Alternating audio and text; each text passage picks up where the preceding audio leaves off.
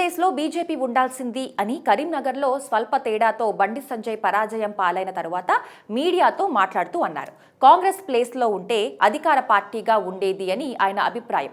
BJP high command ఆయన్ను చీఫ్గా తీసేయకుండా కవితను ఢిల్లీ లిక్కర్ స్కామ్లో అరెస్ట్ చేసి ఉంటే అదే జరిగి ఉండేది అని రాజకీయ పండితుల అంచనా.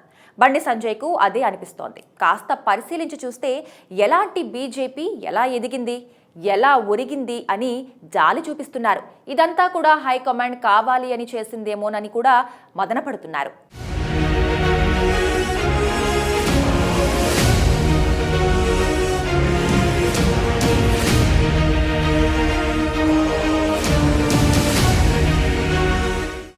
తెలంగాణ అసెంబ్లీ ఎన్నికల్లో భారతీయ జనతా పార్టీ మొత్తం 8 అసెంబ్లీ సీట్లలో విజయం సాధించింది. 2018లో కేవలం ఒక్క నియోజకవర్గంలో బీజేపీ విజయం సాధించింది.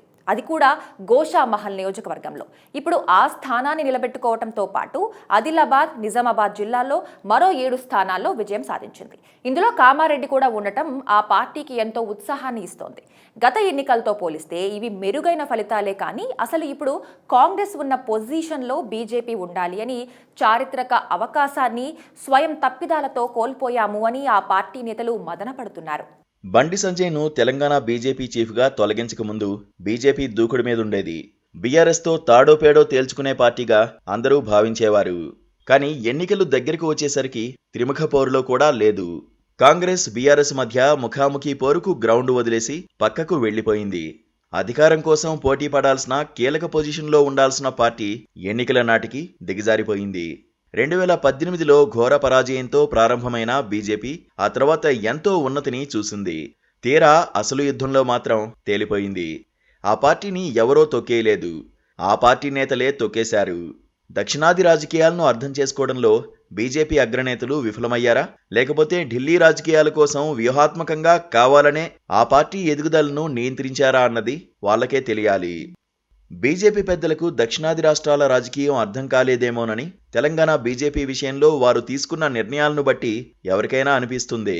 లక్ష్మణ్ నేతృత్వంలో 2018లో అసెంబ్లీ ఎన్నికలకు వెళ్లిన బీజేపీ పరువు పోయింది. 110 నియోజకవర్గాల్లో డిపాజిట్లు రాలేదు. గోషామహల్ నుంచి రాజేసింగ్ ఒక్కరే గెలిచారు. కానీ పార్లమెంట్ ఎన్నికల నాటికి కోలుకున్నారు. అనూహ్యమైన ఓటు బ్యాంకుతో పాటు 4 పార్లమెంట్ సీట్లు గెలుచుకున్నారు. 5 నెలల్లోనే ఇలా ఎలా కంబ్యాక్ అయ్యారని రాజకీయ వర్గాలు సైతం ఆశ్చర్యపోయాయి.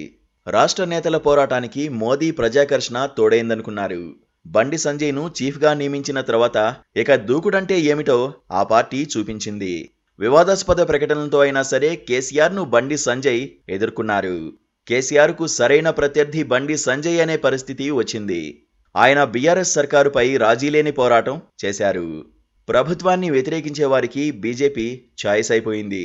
బండి సంజయ్ పాదయాత్రతో బీజేపీ మరింత బలపడింది. దుబ్బాక ఉప ఎన్నికల్లో గెలిచారు. గ్రేటర్ ఎన్నికల్లో మెరుగైన ఫలితాలు సాధించారు. కానీ చేరికలతో సైడ్ ఎఫెక్ట్లు రావడంతో మొత్తం డిస్టర్బ్ కావడం ప్రారంభమైంది. బీఆర్ఎస్ నుంచి గెంటేయడంతో ఈటలను చేర్చుకుంది. తమ పార్టీ నేతలందరికన్నా ఆయనను గొప్ప నేతగా ప్రాజెక్ట్ చేసుకోవడంతో సంప్రదాయ బీజేపీ నేతలకు ఇబ్బందికర పరిస్థితి ఏర్పడింది. హైకమాండ్ కూడా ఈటలకే ప్రాధాన్యం ఇచ్చింది. బీఆర్ఎస్కు ప్రత్యామ్నాయం బీజేపీనే అని రాజకీయ నేతలందరూ నమ్మడంతో చేరికలు పెరిగాయి.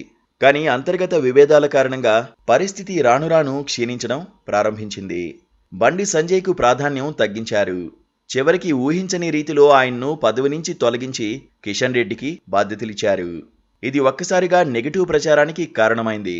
బీఆర్ఎస్ కోసమే ఇలా చేశారని ప్రజలు నమ్మడంతో అసలు పతనం ప్రారంభమైంది.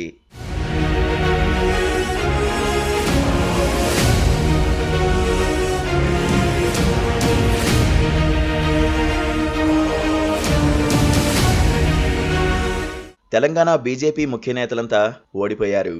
నియోజకవర్గాల్లో పనిచేసుకున్న కొంతమంది నేతలు మాత్రం గెలుపొందారు. ప్రస్తుతం సీఎం కేసీఆర్ను, టీపీసీసీ చీఫ్ రేవంత్ రెడ్డిని ఓడించి బీజేపీ నేత కాటిపల్లి వెంకటరమణారెడ్డి జైంట్ కిల్లర్గా నిలిచారు. కానీ ఎంపీలుగా గెలిచిన ధర్మపురి అరవింద్, బండి సంజయ్, సోయం బాపురావు పరాజయం పాలయ్యారు. ఈటల రాజేందర్ను 2 చోట్ల పోటీ చేయించారు. 2 చోట్ల ఓడిపోయారు. హుజురాబాద్లో పాడి కౌశిక్ రెడ్డి గెలిచారు. ఉప ఎన్నికల సమయంలో కాంగ్రెస్ ఓట్లన్నీ ఆయనకే పడ్డాయి. కానీ ఈసారి హుజురాబాద్లో కాంగ్రెస్ అభ్యర్థికి 50,000 ఓట్లు వచ్చాయి. దాంతో ఆయన పరాజయం పాలవ్వాల్సి వచ్చింది. నిజామాబాద్, ఆదిలాబాద్ జిల్లాల్లో ఉన్న ప్రత్యేక పరిస్థితుల వల్ల అక్కడ సీట్లు వచ్చాయి, కానీ బీజేపీ బలపడి కాదన్నది ఎక్కువ మంది అభిప్రాయం. మరెక్కడా బీజేపీ ప్రభావం చూపలేకపోయింది. గ్రేటర్ పరిధిలో 50 వరకు డివిజన్లలో విజయం సాధించినా అసెంబ్లీ ఎన్నికలకు వచ్చేసరికి 3వ స్థానానికి పరిమితం కావాల్సి వచ్చింది. స్వయంగా అంబర్పేట నియోజకవర్గంలో బీజేపీ అభ్యర్థి 3వ స్థానంలో ఉన్నారు. అక్కడ కిషన్ రెడ్డి పోటీ చేయాల్సి ఉంది. పరిస్థితి తెలుసు కాబట్టే ఆయన తప్పించుకున్నారు. ఇలాంటి పరిస్థితి ఎందుకు బీజేపీకి వచ్చిందన్నది ఇక్కడ కీలకం. టీవీల్లో ఎగ్జిట్ పోల్స్ వెల్లడిస్తున్న సమయంలో మై యాక్సిస్ ఇండియా సంస్థకు చెందిన సెఫాలజిస్ట్ ఒకరు తెలంగాణలో బీజేపీ పరిస్థితిని విశ్లేషించారు. బండి సంజయ్ను అధ్యక్షుడిగా కొనసాగించి ఉంటే అధికారానికి ప్రధాన పోటీదారుల్లో ఒకటిగా బీజేపీ ఉండేదన్నారు. ఈ విషయంపై ప్రజల్లోనూ స్పష్టత ఉంది. చేతులు కాలిన తర్వాత ఆకులు పట్టుకున్న చందంగా బీసీ ముఖ్యమంత్రి నినాదాన్ని తీసుకువచ్చారు. ఎస్సీ వర్గీకరణ అంశంలో వేలుపెట్టారు. జనసేనతో పొత్తు కోసం వెంపర్లాడారు. అన్నీ ఏమాత్రం ఉపయోగపడని వ్యూహాలేనని రుజువయ్యాయి. తెలంగాణ బీజేపీ ప్రస్థానం చూస్తే పెరుగుట విరుగుట కొరకే అని నిరూపించింది. పెరిగింది కానీ నిలబెట్టుకోలేకపోయింది, విరిగిపోయింది. దీనికి ఆ పార్టీ స్వయంకృతమే కారణం. సాధారణంగా కాంగ్రెస్ పార్టీని కాంగ్రెస్ ఓడించుకుంటుందని సెటైర్లు వేస్తారు. కానీ తెలంగాణలో బీజేపీని మాత్రం బీజేపీనే ఓడించుకుంది. అలా ఇలా కాదు, ఎవరూ ఊహించనంత ఘోరంగా పార్టీని బీజేపీ హైకమాండ్ ఓడించుకుందని అనిపిస్తే అందులో విచిత్రం ఏమీ ఉండదు.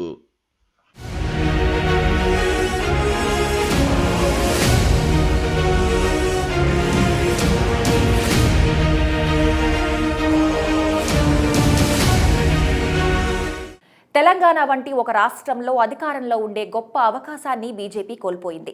దీనికి హైకమాండ్ తీసుకున్న నిర్ణయాలే కారణం. మరి వచ్చే ఎన్నికలైనా కూడా బీజేపీని ఎదగనిస్తారా, జాతీయ రాజకీయాల కోసం అలా ఉంచేస్తారా అన్నది వెయిట్ చేసి చూడాలి.